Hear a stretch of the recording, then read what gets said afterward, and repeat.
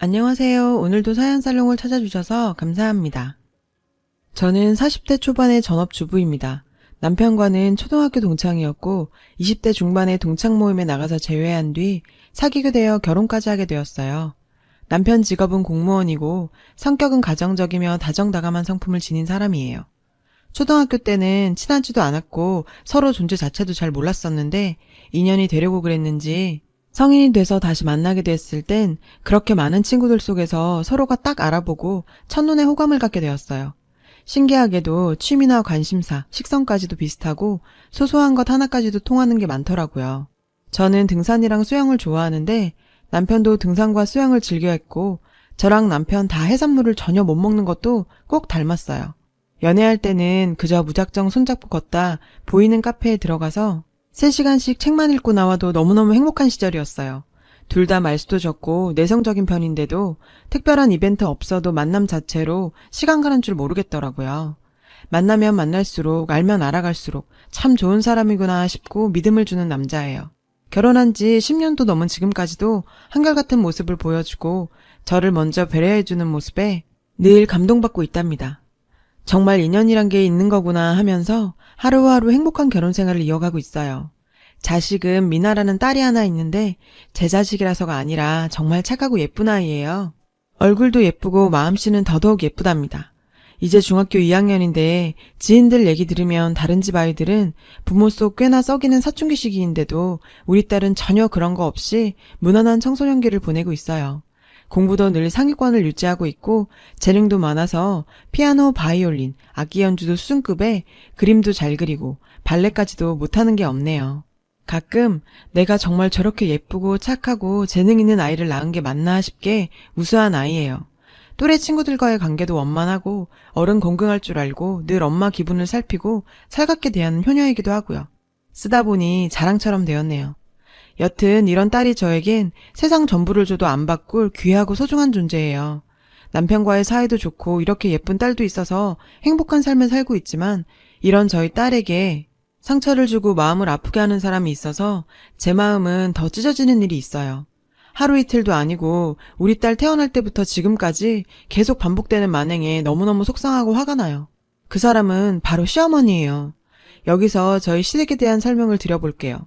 시아버님은 남편 태어나고 얼마 후에 사고로 일찍 돌아가셨고 남편은 일란성 쌍둥이 중 형인데 저희 남편 형제 위로 10살이나 차이가 나는 누나가 한 명 있어요.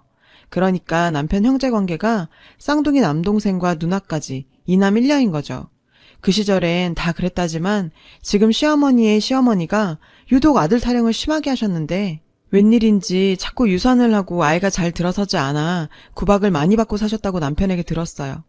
그러다 어렵고 힘들게 첫 아이를 출산했는데 그게 딸인 저희 형님이어서 구박이 더 심해졌다고 해요. 시어머니에게 받은 그 화가 고스란히 애꿎은 저희 형님한테 다 표출됐고요.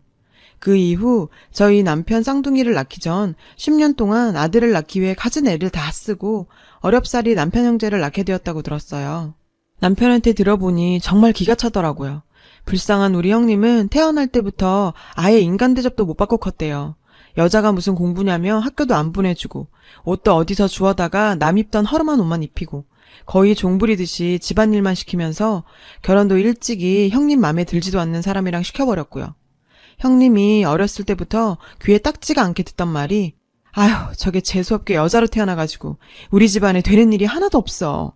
민폐덩어리, 재수덩어리, 천덕꾸러기, 바보 멍청이 이런 식으로 자존감을 깎는 폭언이었고 그런 소리를 듣고 형님이 흐느껴 울고 있으면 어디서 재수없게 여자가 울고 앉았어. 재수없으니까 울려거든 이 집에서 썩 나가서 다시 들어오지도 마. 늘 이런 식으로 대하는 데다 아직 어려서 집안일이 좀 서툴면 역시 계집애가 손도 느리고 멍청하게 짝이 없네. 저런 걸 어디다 써. 남을 줘도 안 데려갈 것 같으니라고. 그 어리고 여린 아이한테 이런 식의 막말은 일상 다반사였다네요.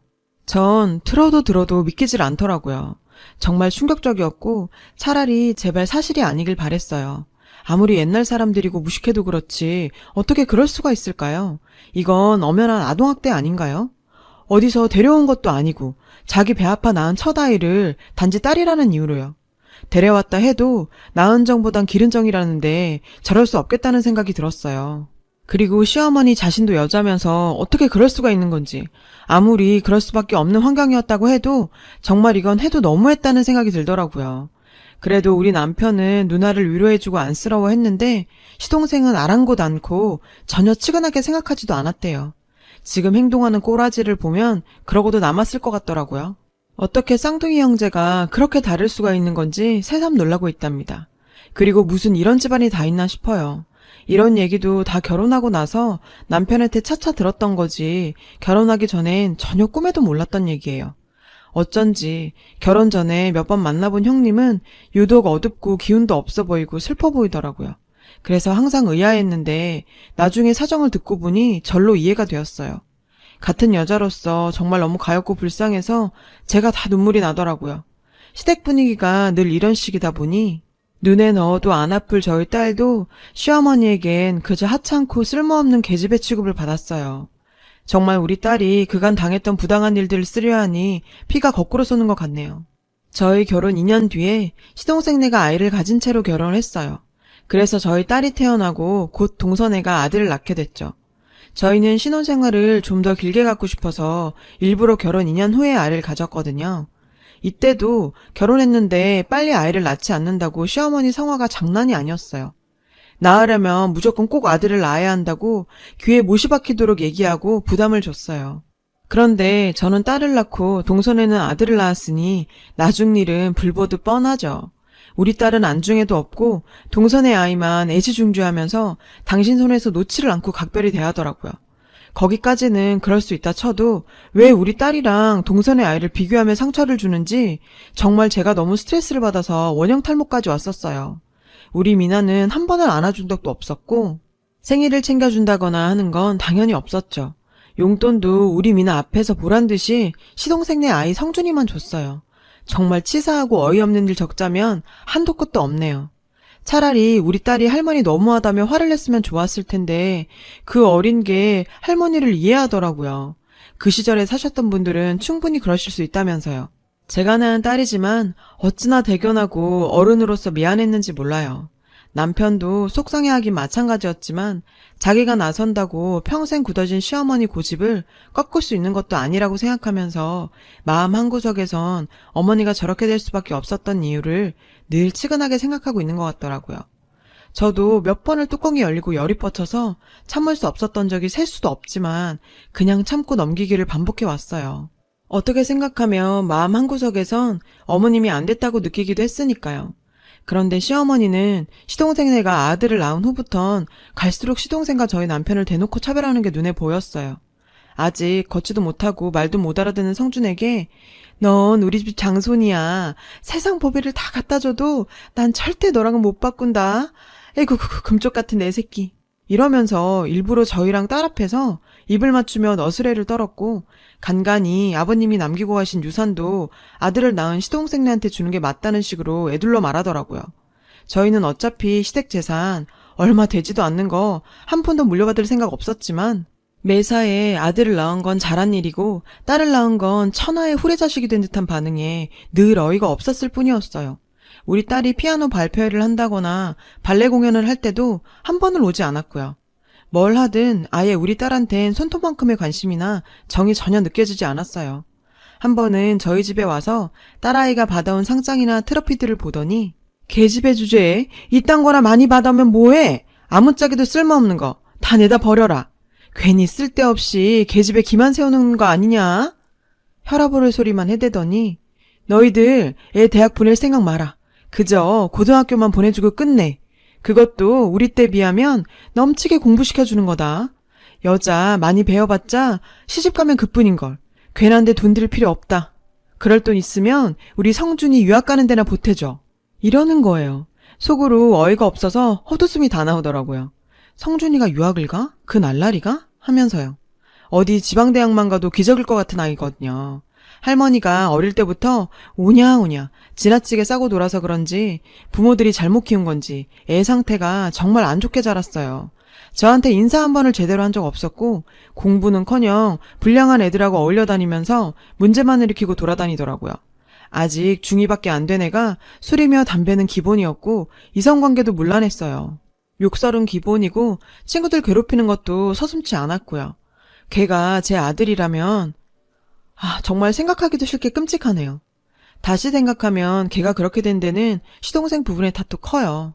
시동생은 40이 넘은 나이에 아직 변변한 직장도 없이 허세만 가득해서 돌아다니고 동서는 하나뿐인 애는 안 키우고 밖으로만 나돌았어요.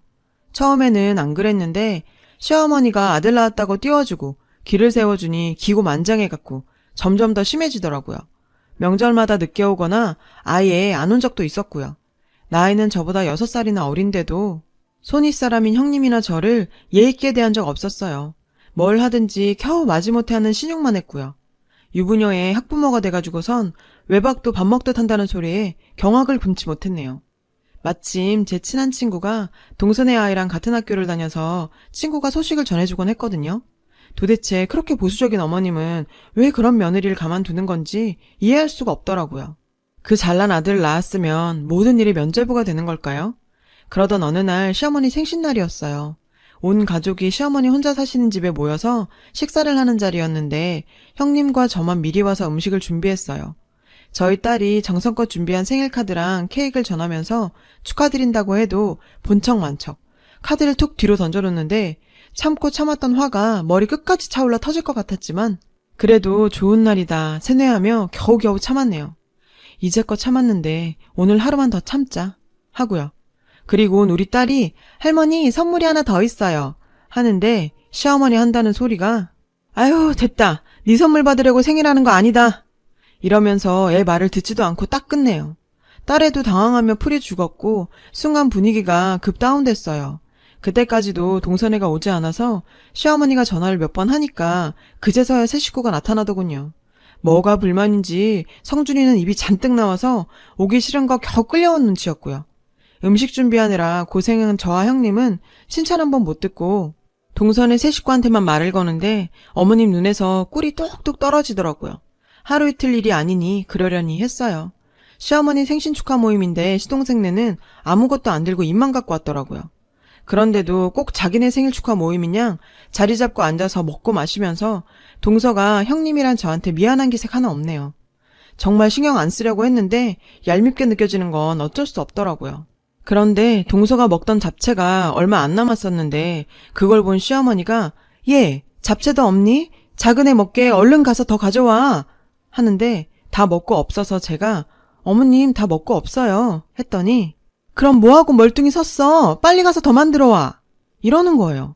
동서는 당연한 듯 음식을 먹고만 있었고요. 그랬더니 형님이 얼른 주방으로 가시더니 잡채를 새로 만들려고 하시더라고요. 더는 못 참겠어서 제가 한 소리 했어요. 형님 하지 마시고 이리 오세요. 형님도 당황하고 시어머님은 물론 모두가 저를 주목했어요. 동서 오늘 형님이랑 내가 미리 와서 음식 준비 다 했어. 오늘이 동서 생일이야? 아니잖아. 어머님 생신이지. 근데 다 늦게 나타나선 형님이랑 나한테 미안한 기색 하나 없는 게 말이 돼? 그리고 왜 동서 먹을 잡채를 형님이 만들어서 바쳐야 해? 동서는 손 없어? 먹고 싶으면 직접 만들어서 먹어. 아무리 아직 어리고 뭘 몰라도 그렇지. 어디서 이런 식으로 행동해? 자꾸 아무 말 안 하니까 눈에 뵈는 게 없지? 사회생활 어떻게 했냐? 이랬더니 시어머니가 길길이 날뛰면서 아니 이게 어느 한전이라고 큰 소리를 내? 큰애 너 오늘 뭐 잘못 먹었니? 아니면 더위 먹었어? 결혼하고 한 번도 당신 뜻 거스른 적 없는 며느리가 그러니 꽤 놀랐나 보더라고요. 남편도 많이 놀란 눈치였고요. 어느 한전이요? 지금이 조선시대예요? 어머님 이러시는 거 아닙니다. 싸고 도는 것도 정도가 있어요. 어른이 돼서 애한테 인성을 가르치셔야 하는 거 아닌가요? 그랬더니 남편이 그만하라면서 말리더라고요. 시동생 내바랑 시어머니는 열받아서 씩씩대고 있다가 동서가 하는 말이 형님 제가 언제 잡채 만들어 달랬어요. 형님이 그러시는 거잖아요. 왜 가만히 있는 저한테 시비를 거세요. 기분 나쁘게. 이러는데 제가 동서가 가만히 있으면 안 되는 거지. 가만히 있는 게 만들어서 갖다 바치라는 게 아니면 뭐야?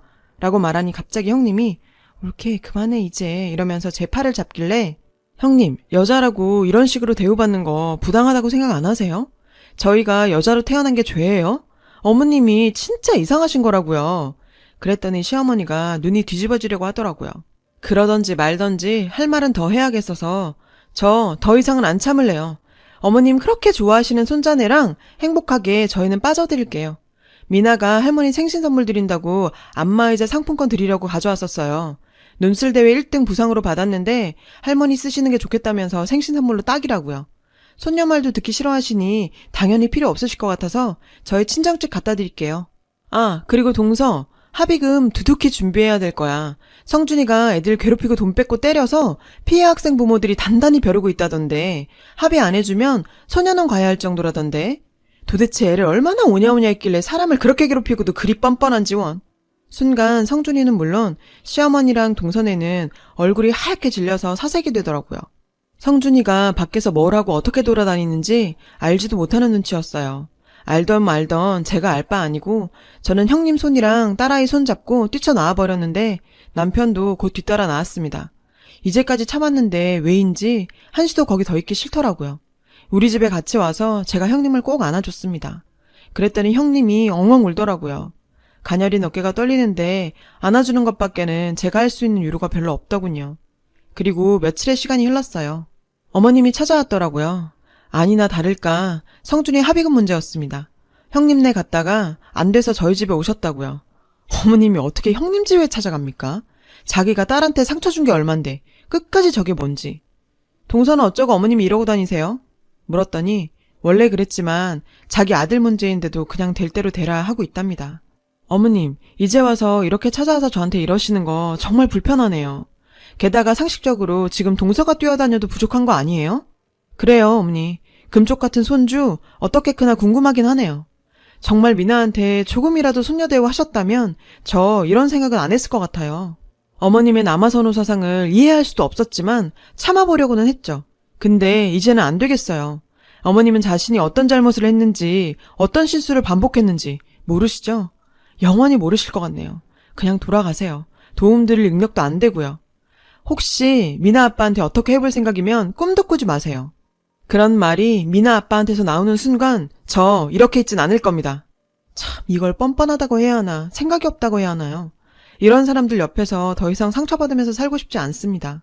앞으로 어머님과 동선애가 먼저 화해의 손길을 내밀기 전까진 전 절대 시댁에 가지 않을 거고요. 우리 미나도 상처받고 살 필요 없으니까요. 우리 딸을 위해서라도 앞으로 더 당당하게 할 말 하며 힘내서 더 행복하게 살아야겠어요. 여러분 사연 댓글에 응원과 현명한 조언 부탁드려요.